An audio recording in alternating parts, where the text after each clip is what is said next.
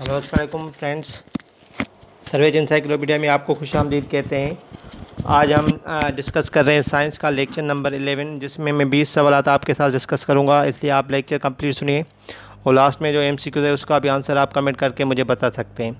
तो ये जो भी क्वेश्चंस हैं ये पेपर किसी भी पेपर के हिसाब से ये बहुत अहम होते हैं, इसलिए कंप्लीट सुना करें और याद कर लिया करें, ठीक है। जो भी मेरे पास पेड ग्रुप में कैंडिडेट्स ऐड हैं उनको मैं PDF में सेंड कर दूंगा इंशाल्लाह। तो आइए चलते हैं लेक्चर की तरफ।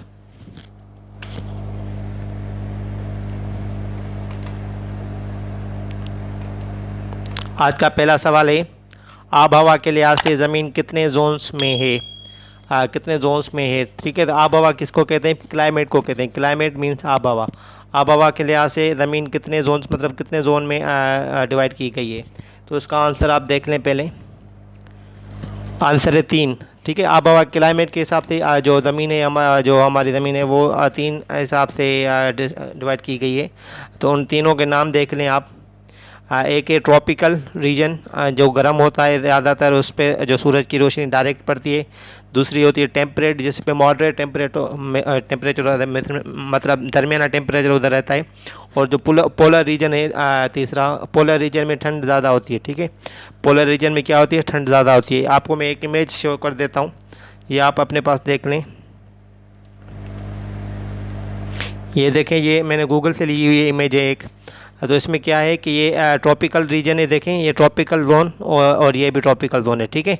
और इसमें ये टेम्परेट है और ये ट्रॉपिकल है दोनों। तो इक्वेटर की ये लाइन है, इक्वेटर की ये जो लाइन है इसके करीब जो जोन होती है वो ट्रॉपिकल होती है। ये दोनों जो रेड में ये ट्रॉपिकल जोन है। इसके बाद क्या आता है? Temperate zone. ये देखें ये दोनों टेम्परेट जोन है।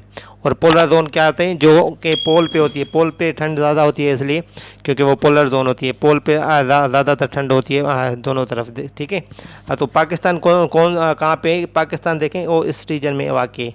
तो पाकिस्तान में जो होगा टेम्परेचर वो टेम्परेट होता है, तो माइल्ड जिसको हम कहते हैं टेम्परेचर, सही है। इधर इस जगह टेम्परेट जोन में पाकिस्तान वाक़ई है। तो ये तीनों तीनों जोन्स में डिवाइड किया गया। एक ये ट्रॉपिकल हो गया, उसके बाद ये टेम्परेट हो गई और उसके बाद पोलर जोन हो गई। ये 3 जोन है।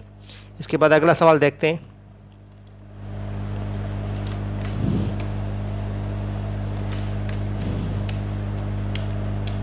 क्वेश्चन नंबर 2 है आज का, आब हवा के लिहाज से हमारा मुल्क किस जोन में आता है रखा जाता है? मैंने आपको बता दिया है कि वो हमारा जो मुल्क है वो टेम्परेट जोन में रखा जाता है, ठीक है। तो 3 जोन है, टेम्परेट, ट्रॉपिकल एंड पोलर। तो जो हमारा मुल्क है वो टेम्परेट जोन में रखा जाता है। ये सवाल बहुत अहम है, ये आप याद कर लें, किसी भी टेस्ट में आ सकते हैं, ठीक है। क्वेश्चन नंबर 3 है आज का। और उसके अलावा उससे पहले ये आप नोट कर ले, पाकिस्तान की आब हवा मोतदल मतलब मॉडरेट रहती है। और मौसम गर्मा में वहाँ गर्मी होती है और मौसम सरमा में सर्दी होती है। क्वेश्चन नंबर 3 है आज का, मौसमी हालात के मुताले को क्या कहा जाता है? ठीक है, वेदर कंडीशंस की जो स्टडी होती है उसको क्या कहा जाता है? तो ये सवाल है, तो उसको आप आंसर देख लें। उसको हम कहते हैं मेट्रोलॉजी। मेट्रोलॉजी कहते हैं वेदर कंडीशन या एटमॉस्फेयर की स्टडी को जो हम करते हैं वो मेट्रोलॉजी। और जो बंदे उसको स्टडी करते हैं वो उसको हम कहते हैं मेट्रोलॉजिस्ट। मौसमी हालात के मुतालिक को मेट्रोलॉजी कहा जाता है। ये आप अपने पास याद कर लें। क्वेश्चन नंबर 4 है आज का, हवा के दबाव मापने वाला आला कौन सा है? आला कहते हैं इंस्ट्रूमेंट को। तो वो जो प्रेशर होता है हवा का या एटमॉस्फेयर, तो उसका प्रेशर जो मापने वाला जो आला होता है या इंस्ट्रूमेंट, उसको हम क्या कहते हैं? आंसर देख लें, barometer. Barometer atmospheric pressure mayor करता है। क्वेश्चन नंबर 5 है आज का, हवा की सीमित और स्पीड मापने वाला आला कौन सा है? सीमित मीन्स डायरेक्शन और स्पीड कौन मापता है? वो उसका आला और उसका इंस्ट्रूमेंट का नाम देख लें। इसको हम उर्दू में बाद पैमा कहते हैं और इंग्लिश में हम एनीमोमीटर कहते हैं। एनीमोमीटर हवा की सीमित और स्पीड ये मापता है। तो ये सवाल अक्सर आते रहते हैं, पैमाइश के जो इंस्ट्रूमेंट के भी सवाल आते हैं। तो जो भी मैं आपके साथ ये शेयर कर रहा हूँ ये आप अपने पास नोट करते जाएँ। क्वेश्चन नंबर 6 है आज का,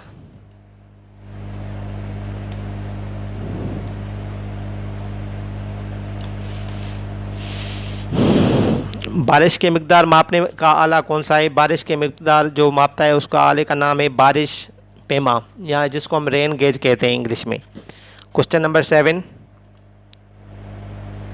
खते इस्तवा या इक्वेटर क्या होता है? खते इस्तवा देखें, इक्वेटर की डेफिनेशन आपको आनी चाहिए, या इक्वेटर क्या होता है ये भी आपको पता होना चाहिए। कुछ कैंडिडेट्स अगर किसी को नहीं पता तो वो आप डेफिनेशन नोट कर ले, उसके बाद एक आपको इमेज में मैं आपको शो कर रहा हूँ। ख़त इस्तवा एक फ़र्ज़ी लाइन होती है, लाइन है जो ज़मीन को दो बराबर हिस्सों में तकसीम करती है। ठीक है, ज़मीन देखें एक बॉल की तरह होती है, उसको अगर हम बीच में से डिवाइड कर दें दो हिस्सों में, तो दो हिस्सों में डिवाइड हो जाएगी। तो वो जो लाइन बीच में डिवाइड करती है उसको हम इक्वेटर कहते हैं। देखें आप इमेज में एक आपको शो कर रहा हूँ इक्वेटर की, ये मैंने गूगल से ली हुई इमेज है, ये मेरी नहीं है। ठीक है, ये देखें ये जो लाइन है इधर ब्लू वाली, ये देखें ऊपर वाला हिस्सा अलग हो रहा है, नीचे वाला हिस्सा अलग हो रहा है। तो इसको हम ऊपर वाले हिस्से को हम नादरन हेमिस्फीयर कहते हैं और नीचे वाले हिस्से को हम साउदर्न हेमिस्फीयर कहते हैं। तो नादरन हेमिस्फीयर और ये साउदर्न हेमिस्फीयर, पाकिस्तान कहाँ वाक़, पाकिस्तान नादरन हेमिस्फीयर में होता है। ठीक है, एक और इमेज भी है इधर आप देख रहे हैं इक्वेटर की, ये देखें ये इक्वेटर है, इक्वेटर लाइन।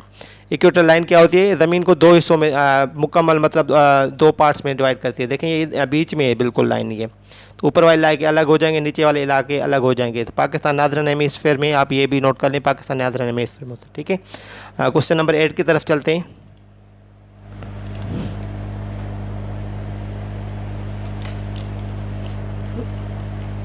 क्वेश्चन नंबर 8 है आज का, ट्रॉपिकल जोन का टेम्परेचर कैसा होता है। आपको बता के आऊँ कि ट्रॉपिकल जो रीजन होती है उसका टेम्परेचर गर्म होता है और पोलर का सबसे ठंडा होता है। टेम्परेट जो जोन होती है उसका नॉर्मल रहता है। तो ट्रॉपिकल जोन्स में जो भी इलाके आते हैं उसका टेम्परेचर ज़्यादातर गर्म होता है। क्वेश्चन नंबर 9 है, दिन और रात कैसे बनते हैं। दिन और रात कैसे बनते हैं ये देखें आप, इसका पहले आंसर देख लें फिर आपको इमेज भी शो कर। ज़मीन के महवर गर्दिश की वजह से दिन और रात बनते हैं। तो ज़मीन की एक्सिस जो होती है अर्थ की एक्सिस के अराउंड जो रोटेट करती है ज़मीन, तो उसके लिए उससे दिन और रात बनते हैं। आपको एक इमेज से आपको ये शो कर रहा हूँ कि दिन और रात बनते कैसे हैं। देखें ये एक इमेज है, ये भी गूगल से ली गई इमेज है। ठीक है, ये देखें ये एक्सिस है ज़मीन का, तो इसके अराउंड जब ज़मीन घूमती है इस डायरेक्शन में, देखें ये एंटी क्लॉकवाइज घूम रही है। तो एंटी क्लॉकवाइज जब घूमती है तो जो हिस्सा सूरज के सामने होता है उधर दिन होता है, जो सूरज के पिछली साइड होती है ज़मीन का पिछला हिस्सा उधर नाइट होती है। तो एक्सिस के अराउंड जब ज़मीन घूमती है तो दिन और रात बनते हैं। क्वेश्चन नंबर 10 है अभी, देखें किस फल्की जिस्म की ग्रेविटी सियारों और दीगर अजसाम फल्की को सोलर सिस्टम जोड़े रखती है। तो सारे जो भी प्लैनेट्स हैं हमारे, उसको कोई एक चीज़ है जो कि उसको अट्रैक्ट करती है, इसलिए वो इधर उधर नहीं जाते, अपने ऑर्बिट से बाहर नहीं जाते। तो वो कौन सा सिस्टम है, वो पूछ रहा है कौन सी चीज़ है। आंसर देख लें, वो होता है सूरज। सूरज की जो अट्रैक्शन होती है सारे प्लैनेट्स के हो, तो वो उसलिए वो सारे प्लैनेट्स अपने ही ऑर्बिट में घूमते रहते हैं। क्वेश्चन नंबर 11 है आज का, ज़मीन सूरज के गिर्द एक चक्कर करीबन 365 दिन में मुकम्मल करती है, इस दौरानिए को क्या कहते हैं। तो ज़मीन जो होती है सूरज के अराउंड जो चक्कर मुकम्मल करती है 365 365 डेज़ में मुकम्मल करती है। ठीक है, तो उसको हम क्या कहते हैं, उसको हम कहते हैं शमसी साल। शमसी साल कहते हैं या सोलर ईयर। ठीक है, ईयर तो कहते हैं आपको पता होगा, लेकिन सोलर ईयर कंप्लीट नाम है, सोलर ईयर या शमसी साल। क्वेश्चन नंबर 12, ग्लोब के मुताबिक पाकिस्तान ज़मीन के किस हिस्से पर वाक़ है। मैंने आपको बताया कि अगर इक्वेटर बीच में लाइन आ जाती है तो ऊपर वाला हिस्सा नादरन हेमिस्फीयर कहते हैं और नीचे वाले हिस्से को हम कहते हैं साउदर्न हेमिस्फीयर। तो आप नोट कर लें कि पाकिस्तान नादरन हेमिस्फीयर में आता है। मैंने आपको पहले भी ये बताया था, निसफ किरा शुमाली में। ठीक है, उर्दू में हम ऐसे कहेंगे निसफ किरा शुमाली में, यहाँ हम उसको कहेंगे नादरन हेमिस्फीयर में। क्वेश्चन नंबर 13 है, ज़मीन के सालाना गर्दिश और महवर के झुकाव की वजह है। तो जो सालाना गर्दिश होती है ज़मीन की, उसकी वजह से क्या होता है, देखें मौसम बदलते हैं। तो ज़मीन जब सूरज के गिर्द घूमती है, साल में एक चक्कर मुकम्मल होता है, तो उसकी वजह से मौसम बदलते रहते हैं। और अपने एक्सिस पे जो 24 घंटे में घूमती है उसकी वजह से दिन और रात होते हैं। क्वेश्चन नंबर 14, सोलर सिस्टम सबसे बड़ा सियारा कौन सा है। तो सोलर सिस्टम का सबसे बड़ा सियारा है जुपिटर। ठीक है, क्वेश्चन नंबर 15 है, सोलर सिस्टम के किस सियारे का कोई चांद नहीं है। तो ऐसे दो प्लैनेट्स हैं जिसमें चांद कोई भी नहीं है, जिसको हम नेचुरल सैटेलाइट भी कहते हैं। तो एक अतारद है जिसको हम मर्क्यूरी कहते हैं और ज़हरा जिसको हम वेनस कहते हैं। दो ऐसे प्लैनेट हैं जिसका कोई चांद नहीं है। तो सवाल ऐसे भी आ सकता है, कोई एक ऑप्शन दे सकते हैं, तो आप वो ऑप्शन टिक कर देंगे।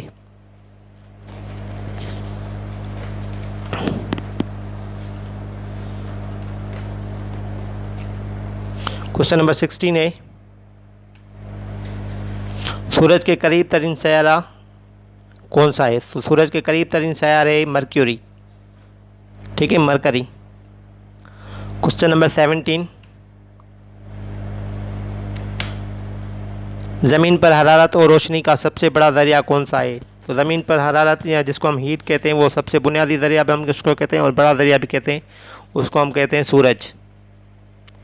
जो भी रोशनी आती है उसकी वजह से ही सारी एनर्जी या हीट आती है। क्वेश्चन नंबर 18, 14वीं के चांद या जिसको हम फुल मून कहते हैं उसको क्या कहते हैं उर्दू में? उसको हम कहते हैं बदर। क्वेश्चन नंबर 19 है, नया चांद क्या कहलाता है? ठीक है, 14वीं के चांद को बदर कहते हैं, तो नया चांद क्या कहता है? वो कहता है हिलाल, ठीक है, क्रीसेंट जिसको हम इंग्लिश में कहते हैं। क्वेश्चन नंबर 20 आज का ये लास्ट क्वेश्चन है, इसके बाद MCQ है, वो आप उसका कमेंट करके आंसर मुझे बताइएगा। ज़मीन अपने महवर के गिर्द एक चक्कर कितने वक्त में मुकम्मल करती है? ठीक है, अपने महवर के गिर्द एक चक्कर कितने वक्त में मुकम्मल करती है? वो है 24 घंटे, ठीक है, 24 घंटे में मुकम्मल करती है, तो दिन रात भी होते हैं। आज का MCQ नोट करने क्या है, देखें,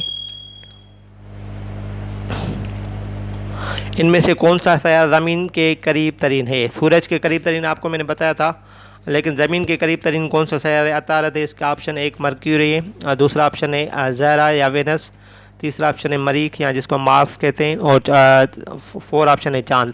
तो आपको आंसर कमेंट करके मुझे बताना A, B, C या D है।